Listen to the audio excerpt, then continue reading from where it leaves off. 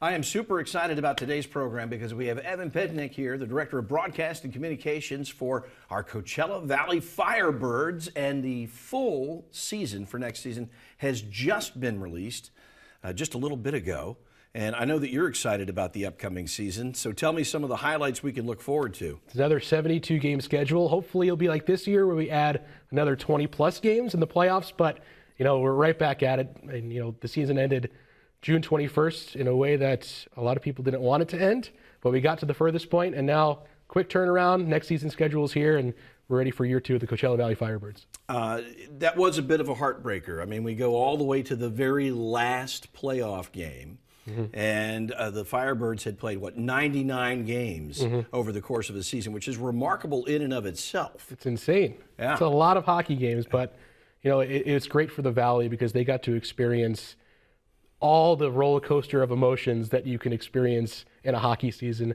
I've worked in hockey for a really long time. I've been a hockey fan my whole life, and I've never got to experience anything like what we did this past year. And hopefully, I know we grew a lot of new hockey fans, and hopefully we can give them a little bit of a different show at the end of it next year. As we look at the schedule for the upcoming season, and again, that is now released. You can check it out and get ready, get your tickets, get your season tickets.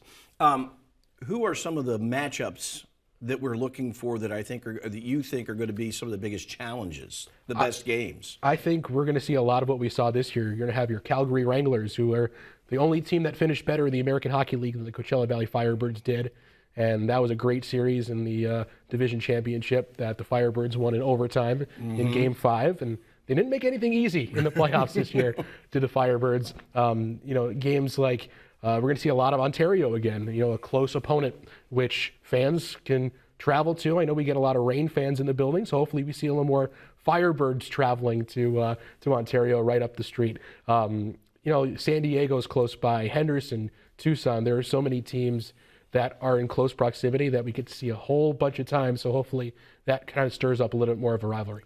You look back at last season, and I think nobody could have predicted that the inaugural season would have been so successful.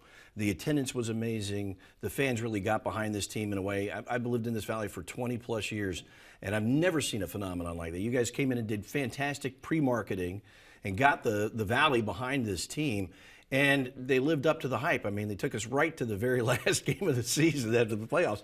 Really remarkable stuff. Have you ever seen anything like that in your hockey career? I have not. In a couple of times in college, we made it almost to like a conference championship and lost in double overtime once. But, you go through this ride this whole year, and, we didn't know what to expect from the marketing side, from the player and coaches side of things. We didn't know what to expect because, we didn't start playing here until December. We were 2 months into the season before we played our first home game.